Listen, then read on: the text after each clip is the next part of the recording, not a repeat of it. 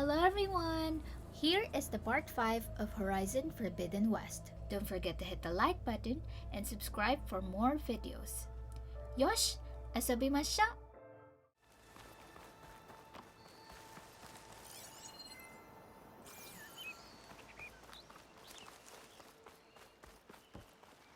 And sorry, I have so many stopovers.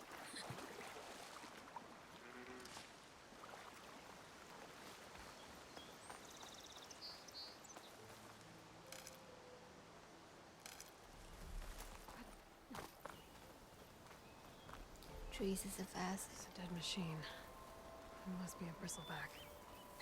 Maybe Erend took it down? Maybe. Perhaps it must be Chainscrape. Arnuf said I could get my bow upgraded in there. Might be able to tinker with my other gear too.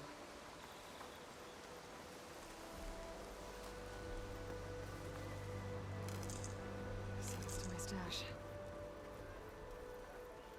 Stash.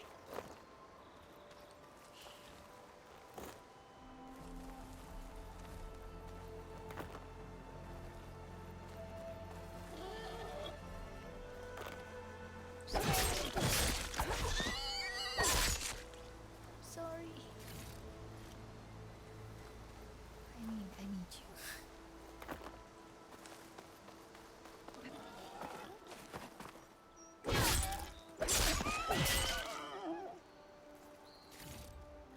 Nice.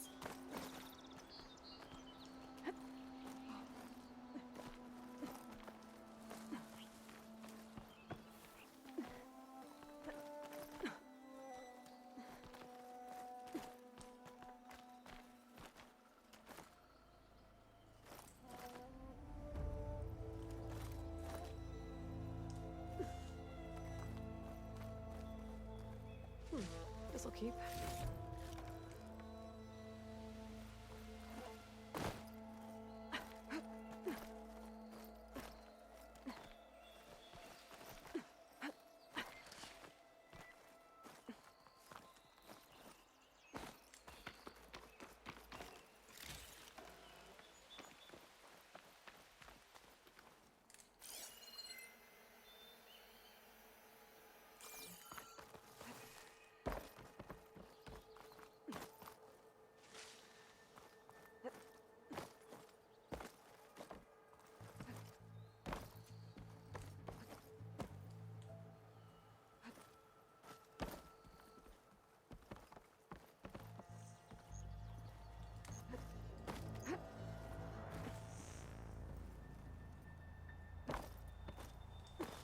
Oh gosh.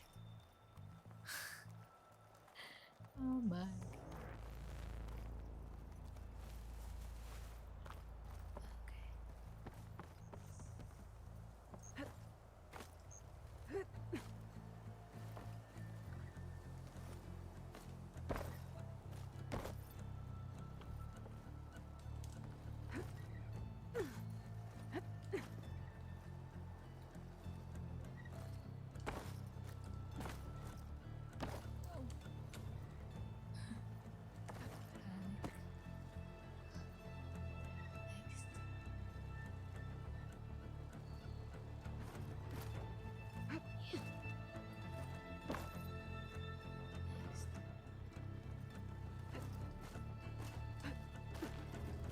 Some kind of device.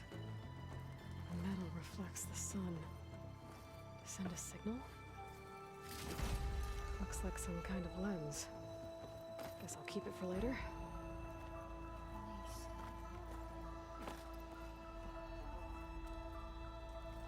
I can almost see the entire valley up here.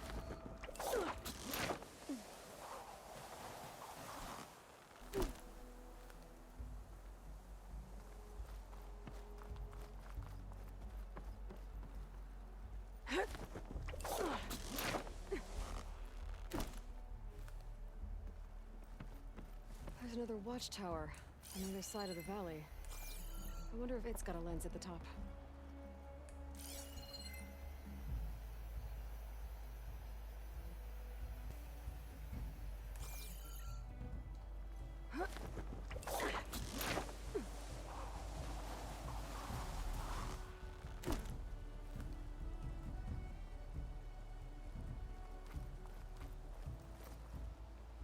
an interesting color for my armor?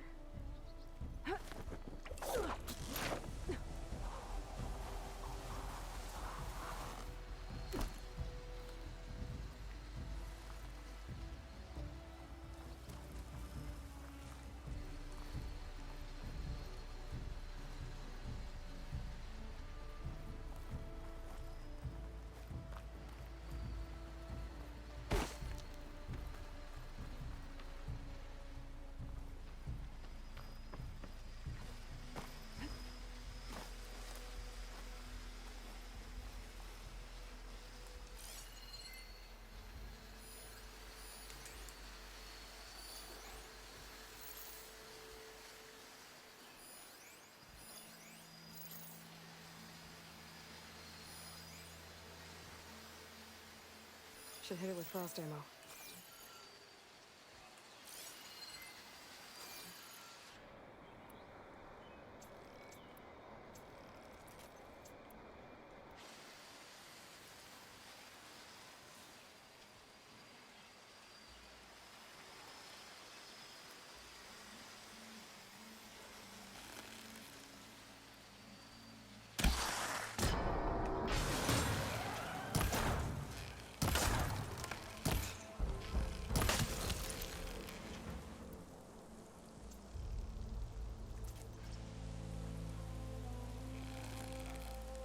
Surprise, surprise.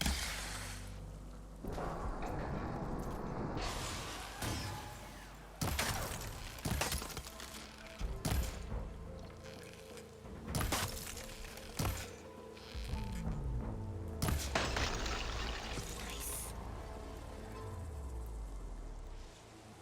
Your turn now.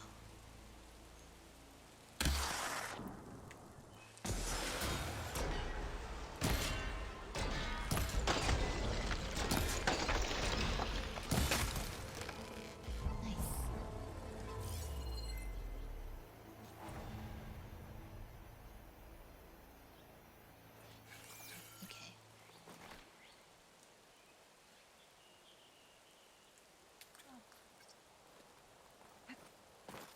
Drop it. Okay.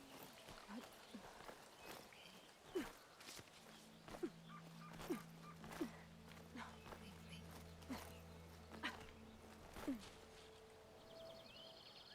Okay, drop.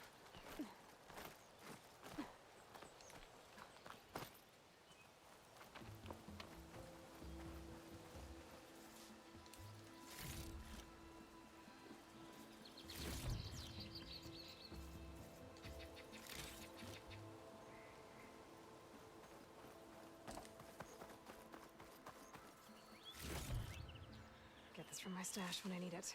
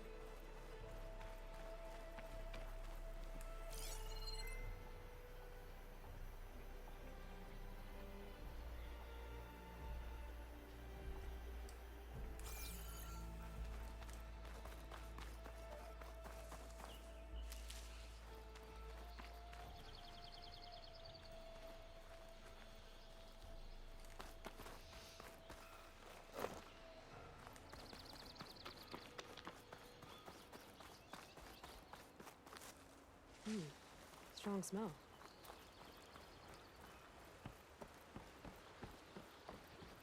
Outlander. That's the savior. Want to come in, savior? Just 'cause you keep blurring out doesn't mean you're off the hook. Welcome to Chainscrape, savior. Open up, guys. Jor's orders. Good enough for me.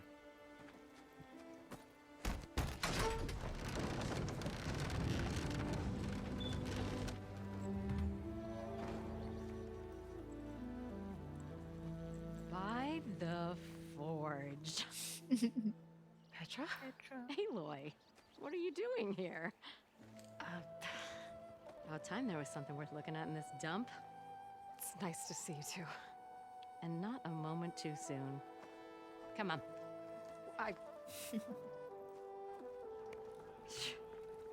Damn brewery's the only thing I can count on in this place.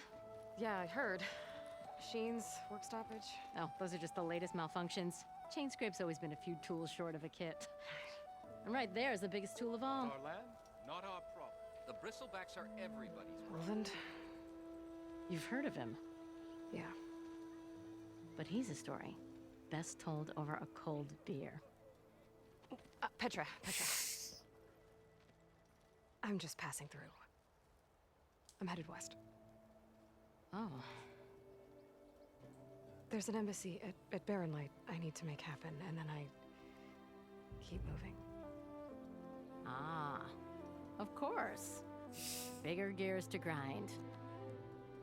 Well, Flame Hair, good to see you. You've got to move on. Petra. But if you want a cold beer and a few laughs with an old friend, come find me at the brewery. Your choice.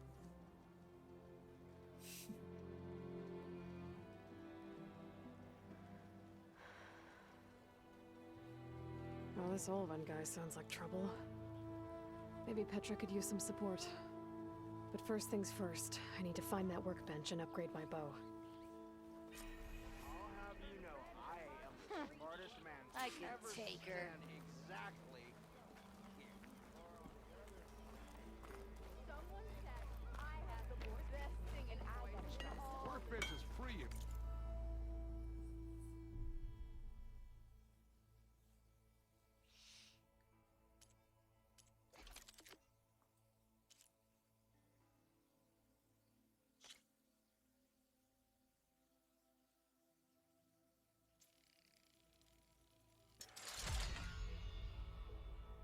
Nice.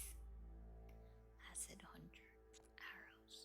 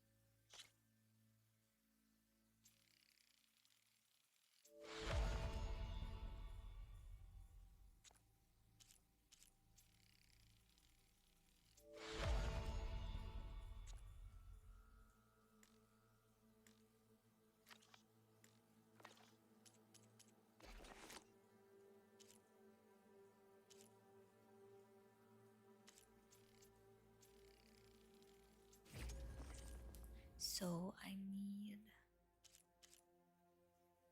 boar hide.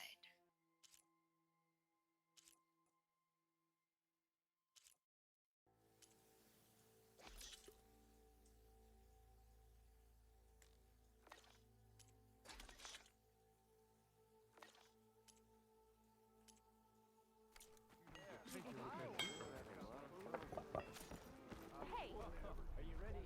Oh, hi! How am I supposed to work with a hammer in this state? This should be useful. Now I just need to find Erend and help him clear the bristlebacks. Boy, This is your stash. It can be found in every settlement as well as many other locations throughout the world. When You gather items beyond your current capacity. Excess items will be sent to your stash. Nice. Round. Round. Okay, open your stash.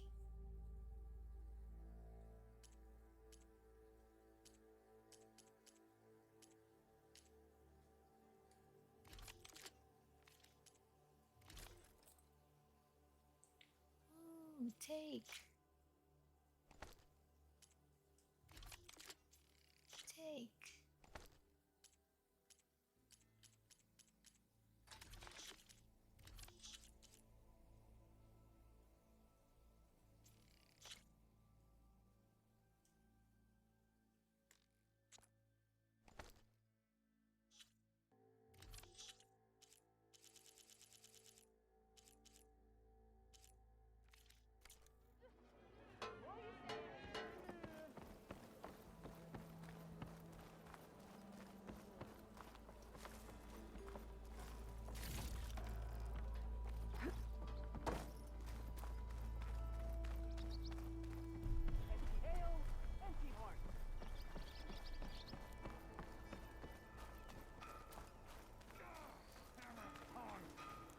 I hope Corvin and the others are doing better than I am.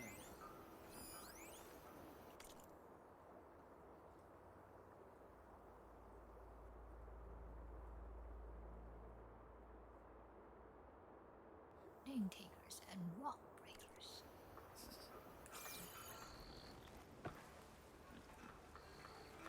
Arnuf. What happened to you? That damn mine is what happened to me. It won't be the last injury if Olvin keeps shoving those tongs into those tunnels. What mine? Northeast of Chainscrape, where the river ends. I told Corvin we should stop when the first cave-in happened, but Olvin probably threatened to cut off her pay. Or worse. How about you slow down and take me through it? You mentioned you were injured in a cave-in. Yeah, a couple days ago. That's how I hurt this blasted leg. Corvin and the others were opening a new vein while I was checking on an older one. As soon as their blast hit, the tunnel I was in collapsed.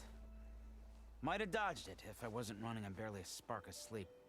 We were pushing too hard and too fast. And you're afraid Corvin and the others might not be as lucky if it happens again. Mm-hmm. Hit the nail right on the head.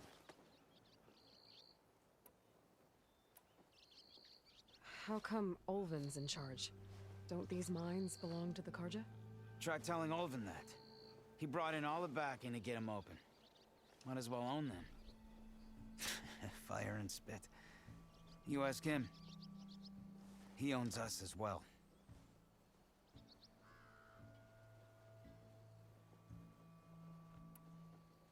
Who's Corvin? He's their foreman, and a damn good one. The kind that knows how to deal with management when it gets unreasonable. But Olvin, his demands go beyond unreasonable. Corvin's been doing his best to appease him. He even blamed himself for my injury when it was Olvin who ordered the extra shifts. Sounds like a good guy. That's why we all put up with the long hours and lousy conditions. But if the whole mine becomes unstable, I'd rather suffer Olvin's wrath than die buried in rubble.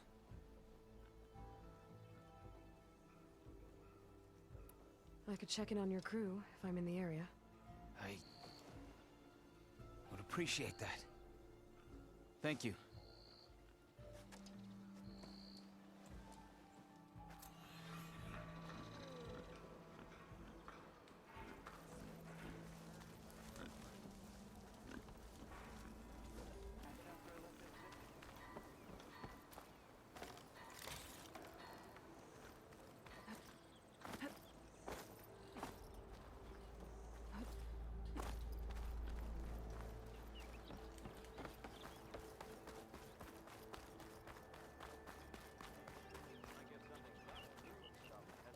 Someone interesting in the park. Salutations, fair maiden. Oof.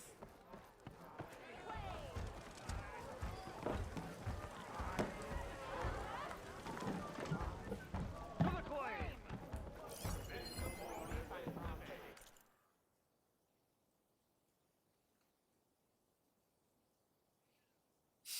Bang buster, boom buster.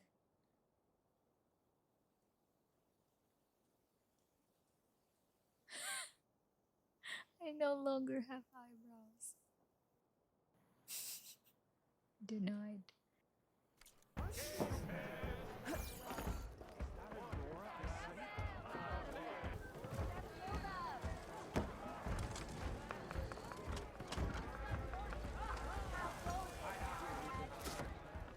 Hey, Milduf. Milduf. I took some of your stew last time I went into the wilds. Kept me going for a week. Felt like I could have put a strider in a sleeper hole. Enjoy it while it lasts.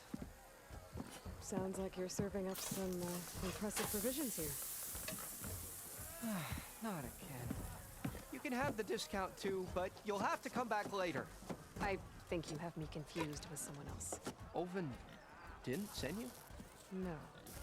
Oh, my apologies. It's just that his minions won't stop pestering me. Now I've even worn out my special grill.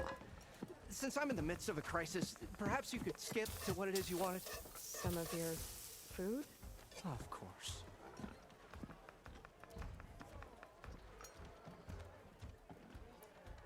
Are Ulvin's people causing you problems? Oh, yeah. They constantly demand my best, but the equipment I need to make my signature dishes isn't built for batch cooking. And don't get me started on the Ulvin discount they feel so entitled to. And if you refuse? I make meals, no trouble.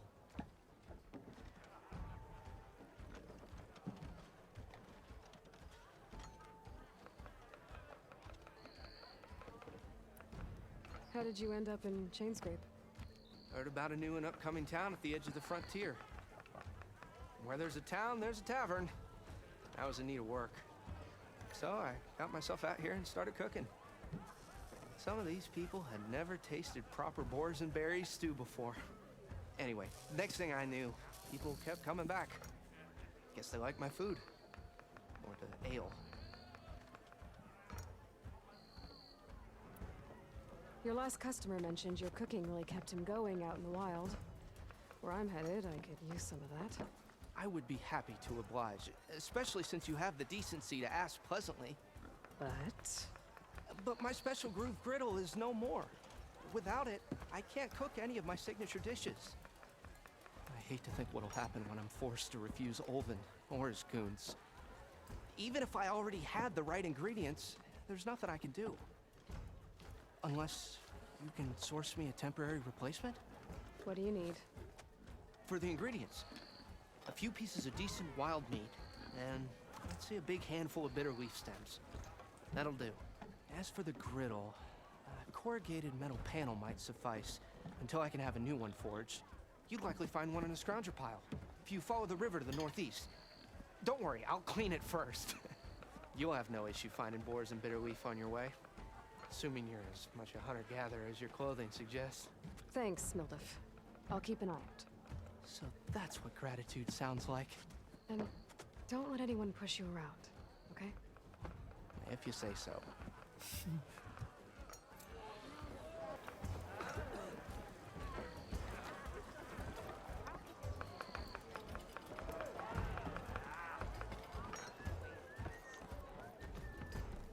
Aloy, change your mind about that? Come to revel in some strike, sister? Let me set the board. I was just passing by.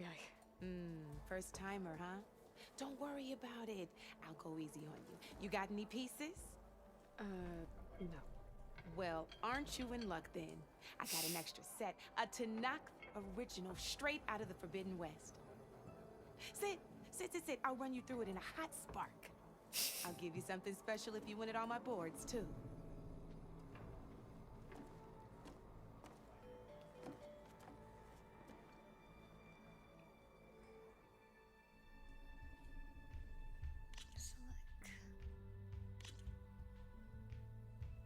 All right, let's start off simple.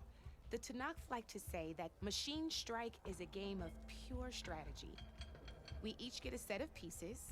Each piece represents a kind of machine, and each machine is worth a different number of victory points. To win the game, you'll need to gain 7 victory points by destroying the opponent's machines. It can be tricky remembering the details of every machine, so we use these notes to keep track of them. You see that number on the top right corner? That there's how many victory points you'll get for destroying that machine. Notes also tell you how far a piece can move, how powerful their attacks are, the distance they can strike from, and of course, their health. Okay, that's enough for now. Let's just play. I'll explain the rest as we go. I own the board, so I get to choose who goes first. Since this is your first time, I'll let you go. Usually you get to choose which pieces to set on the board, but this will do for now. Pick up that machine piece to your right, and move it forward.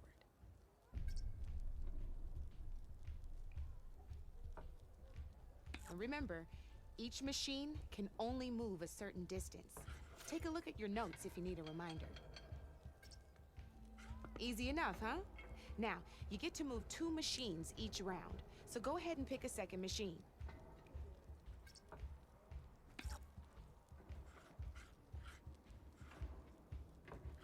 Perfect. Forging onwards. Let me move my pieces here.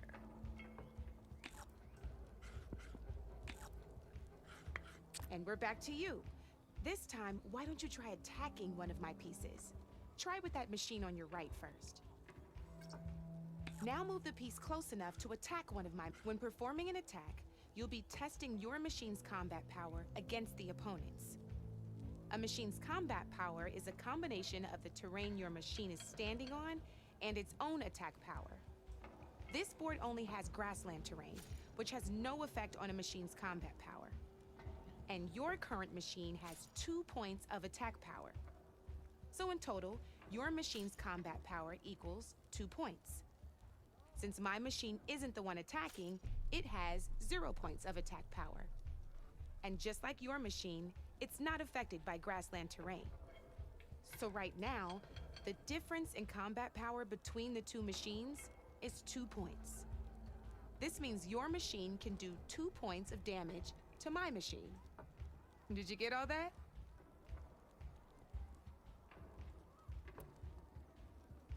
Knew you were a smart one. Finish up by attacking my machine. Not pulling any punches, huh? Now grab that second machine of yours. See how your machine can't move close enough to attack mine? You can make your machine sprint. That lets it move 1 space further. Try it out. Downside to sprinting is that your machine can no longer attack. Now, some players like to take a risk and overcharge their machine in cases like this. Overcharging lets you attack after a sprint, but it will damage your machine's health by 2 points. So use at your own discretion. Let's try doing that now so you can see what I mean. That's about it for your turn then.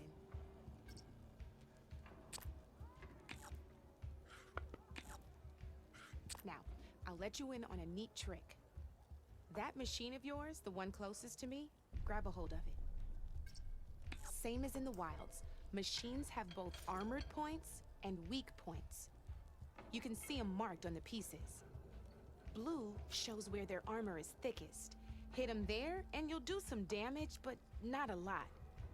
Now, red shows the machine's weak points. Hit those and you'll deal a mighty blow. Here, let me show you. Rotate that piece so your machine faces mine. Now let that machine have it. Off the board she goes, and there's your first victory points. You don't have 7 of them yet, so let's keep going. Your machine attacked mine, but hasn't moved yet. Go ahead and move downwards towards my remaining piece.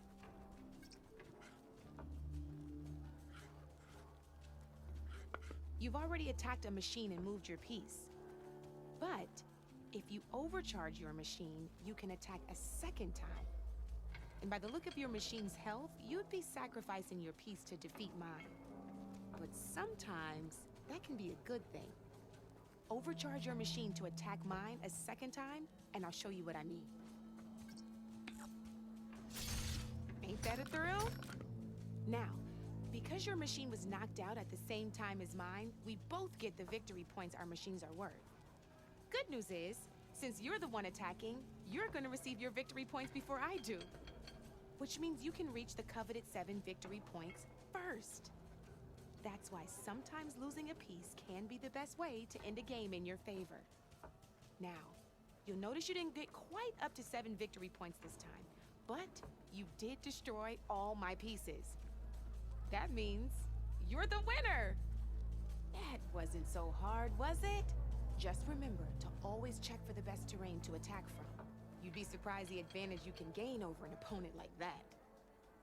I know it saved my behind in a game or 2. I'll try and remember that. Oh, before I forget, these are all my spare pieces. I want the Savior of Meridian to have them. It's a small set to be sure, but it should be enough to get you in on any strike games you find out there. You might even fancy looking out for them strike carvers. They've got all kinds of unique pieces that can turn a game in your favor, though they'll need the right materials to craft you one. Or you might find them in the wilds if you're lucky. I know I've lost my fair share of pieces after a night of machine hunting or brew hopping. No need to thank me. Always a pleasure to help out new strike players. Now, if you feel like playing a real game, I've got plenty of other boards. I could even teach you a few more tricks if you're up for it. Thanks. I'll think about it. That was interesting.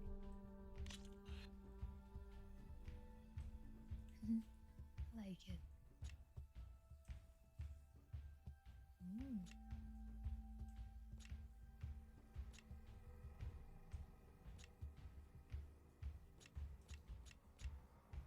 Next time.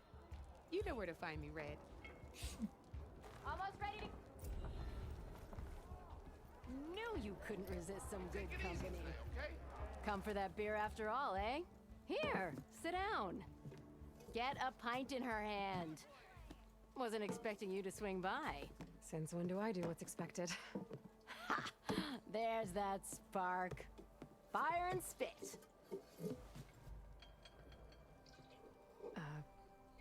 Fire and spit.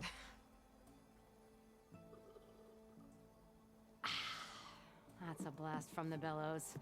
Won't fix the forge, but at least I can forget about my troubles for a while. Like what? Take your pick. We got bodies to bury from the bristlebacks, the work stoppage, Olvin grating the gears about his concession decree. Hey! Weapons off the table! Ah, don't listen to me. Nothing a cold brew and knocking some heads together can't fix eventually.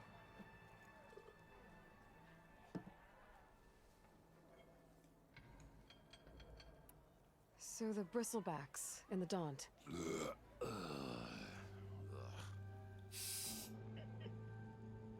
Where did they come from? That's the thing. No one rightly knows.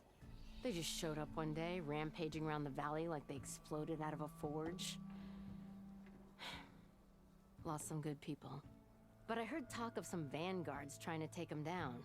Did they come through here? Stopped by briefly for supplies. Ulvund was none too pleased. Won't be able to crank it to his advantage once the bristlebacks are gone. But how could bristlebacks and the Daunt help Ulvund? 2 words. Concession decree. Since no one knows where the bristlebacks came from, Ulvund has taken to blaming the Karja for him. He's hoping to dig up enough old resentments to get a strike going until the concession's signed. This is just his latest attempt. He's been trying to rile up the workers since the day he rolled into town. And people actually believe him? Lots of folks suffered at the hands of the Mad King during the Red Raids. Give him half a reason, they'll blame the Karja for anything. Damn Karja slavers. I thought you'd be back in Freeheap. Well, after the big battle at Meridian, I went back, but realized it was running smooth. Didn't need me. Heard about the rebuilding out at Barren Light. Figured they could use another hammer. Been scraping by ever since. You could always leave. And go back east? Nah. I ain't one to leave a lit forge. Besides, someone's gotta be a squeaky wheel for the workers around here. So about Olvend. Around here, everything's about Olvend. How'd he end up in charge? He got here early, like a squirrel smelling a fat nut. He knew rebuilding Barren Light would need stone and timber. So he jangled purses all over Mainspring, getting investors to front claims on anything in the Daunt that might be worth a damn. Thing is, all the bankers back home know that this is Karja land, and the Sun King can revoke those claims at any time. That's why he's desperate for the magistrate to sign off on a concession decree. This concession decree, what is it exactly? And how would it help Olvend? It's pig diddle, that's what.